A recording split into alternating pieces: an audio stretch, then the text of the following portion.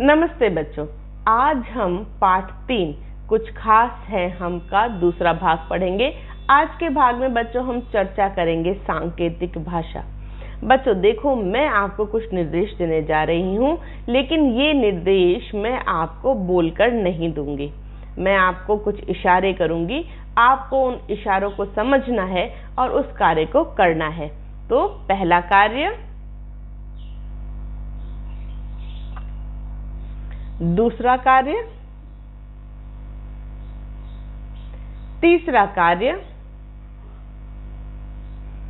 तो मैं आशा करती हूँ कि आपने तीनों निर्देशों को समझा होगा।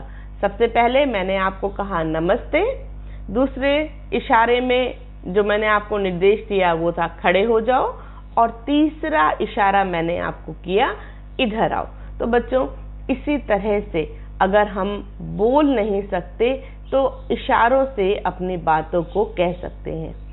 आपने अपने आसपास देखा होगा बच्चों, कई बार आप अपनी क्लास में भी देखते हो, अगर मैम कह देती हैं कि बिल्कुल क्लास में शांति होनी चाहिए, बोलना नहीं है, तो भी आप अपने दोस्तों के साथ में इशारों में कुछ बातें कर ही लेते हो। जैसे कॉपी देनी है तो इशारा कर देंगे, किताब खोलनी है तो इशारा कर देंगे। तो इस तरह से ऐसे कार्य आपने अपनी कक्षा में कभी ज़रूर किए होंगे। लेकिन बच्चों हमारे आसपास बहुत से ऐसे लोग होते हैं जो बोल नहीं सकते हैं, जो सुन नहीं सकते हैं, लेकिन फिर भी वो सांकेतिक भाषा के माध्यम से अपने मन के विचारों को हम तक पहुंचा देते हैं। देखो, अभी आपकी टीवी स्क्रीन के ऊपर अंग्रेजी वर्णमाला दिखाई दे रही है। इस अंग्रेजी वर्णमाला के साथ आप देखें तो आपको कुछ हाथ के संकेत दिखाई दे रहे हैं अलग अलग तरह से, है ना। ये बच्चों सांकेतिक भाषा है।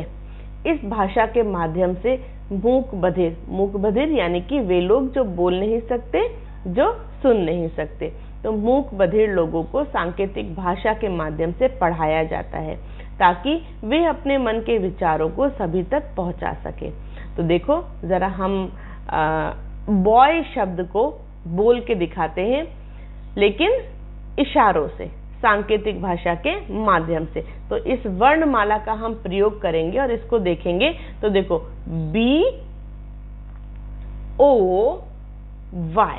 बॉय, है ना। तो इस तरह से बॉय को हमने सांकेतिक भाषा में करके दिखाया।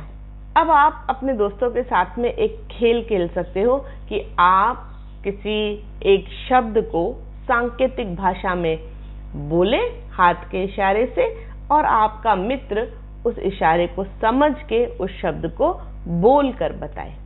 तो इसे आप अपने दोस्तों के साथ में जरूर करिएगा ताकि आप सांकेतिक भाषा को अच्छी तरह से समझ सकें। अब बच्चे जो मूक बधिर होते हैं वे पूरे देश दुनिया के समाचारों को भी सुन सकते हैं। हमारे दूरदर्शन पे मूक बधिर लोगों के लिए विशेष समाचार बुलेटिन प्रसारित किया जाता है।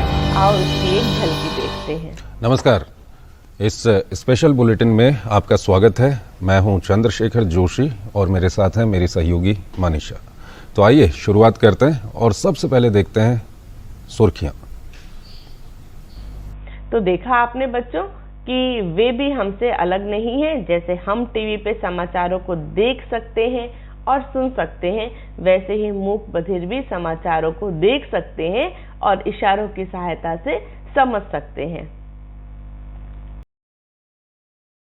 अब हम बच्चों आगे चलते हैं और देखते हैं हमारी पाठ्य पुस्तक में हमें और क्या क्या कार्य करना है। तो देखो सबसे पहला कार्य है सोचिए और बताइए। तो बच्चों आपको यह देखना है कि यदि आपकी कक्षा में कोई ऐसा छात्र है जो बोल नहीं सकता हो, सुन नहीं सकता हो, देख नहीं सकता हो या चल फिर नहीं सकता हो, तो आप उसकी किस किस प्रकार से मदद कर सकते हैं। तो इस विषय पे सोचिए और हमें बताइए। आगे आपको कार्य करने हैं, जिसमें से पहला कार्य है कि बच्चों यदि आपके आसपास कोई विशेष आवश्यकता वाला बच्चा है और वो पढ़ने के लिए स्कूल नहीं आता हो, तो बताओ आप उसको किस तरह से स्कूल आने के लिए प्रेरित करेंगे। तो यह कार्य आपको अब करना है। अगला कार्य जो आपको यहाँ पर करना है, देखो मैंने एक भारत का मानचित्र लिया और उसकी राज्यों की सीमाओं के ऊपर मैंने एक मोटा धागा लगा दिया है। तो इसी तरह से आप भी भारत का मानचित्र लेना और कुछ राज्यों की सीमाओं पर इस तरह से धागे को चिपका देना। अब आपको अपने मित्र के साथ में ये खेल खेलना है। आपको क्या करना है, भारत के मानचित्र पे उंगली को घुमाना है और राज्यों को पहचानने का प्रयास करना है। ठीक है, लेकिन इस कार्य को करते समय आपको अपनी आंखों को बंद करना है। ठीक है, वरना तो आप नक्शे को देखते ही पहचान लोगे कौन सा राज्य है।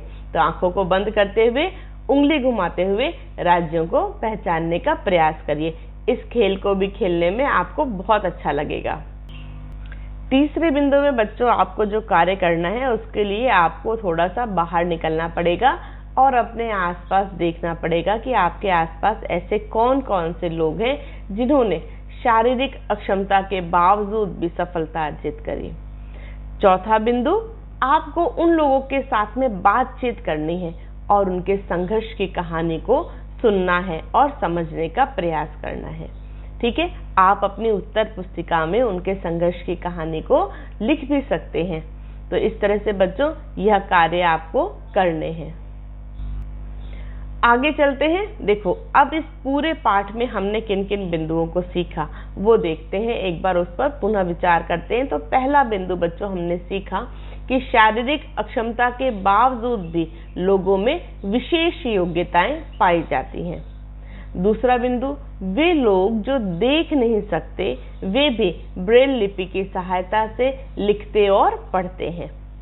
तीसरा बिंदु, वे लोग जो सुन नहीं सकते, जो बोल नहीं सकते, वे सांकेतिक भाषा में बातचीत कर सकते हैं। तो इन 3 बिंदुओं पर हमने इस पूरे पाठ में बहुत विस्तार से चर्चा की थी। तो बच्चों अब हम पाठ के अंतिम चरण पे चल रहे हैं। तो देखो, अभी तक आपने जितनी भी बातों को जाना है, समझा है, उसके आधार पर आपको इन प्रश्नों का उत्तर देना है। तो पहला प्रश्न है रिक्त स्थान। देखो, ब्रेल लिपि का विकास रिक्त स्थान ने किया था। किसने किया था? याद है नाम आपको? फ्रांस के रहने वाले लुई ब्रेल ने। यह रिक्त स्थान बिंदुओं पर आधारित उभरे हुए संकेत होते हैं। तो कितने बिंदु होते हैं ब्रेल लिपि में?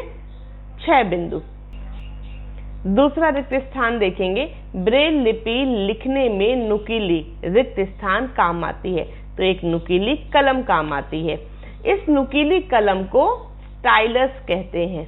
तो इस तरह से दोनों रिक्त स्थानों को आप पूरा करेंगे।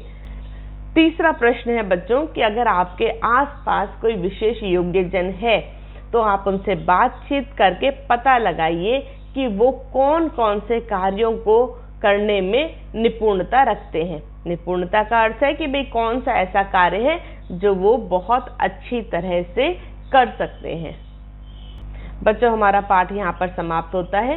इस पूरे पाठ को पढ़ने के बाद में मेरे ख्याल से आपको यह बात समझ में आ गई होगी कि विशेष योग्यजन के प्रति हमें दया या सहानुभूति नहीं दिखानी चाहिए, बल्कि हमें उनके प्रति संवेदनशील व्यवहार रखना चाहिए। हमारे मन के भाव इतने संवेदनशील होने चाहिए कि यदि हमें कोई विशेष योग्यजन दिखाई देते हैं और उन्हें किसी कार्य को करने में तकलीफ आ रही है तो हमें तुरंत उनकी मदद करनी चाहिए, ताकि वो भी हमारे समान कार्यों को संपादित कर सके और हमारे बराबर खड़े हो सके। तो फिर किसी नए पाठ के साथ में मिलेंगे। अच्छी पढ़ाई करना। बाय।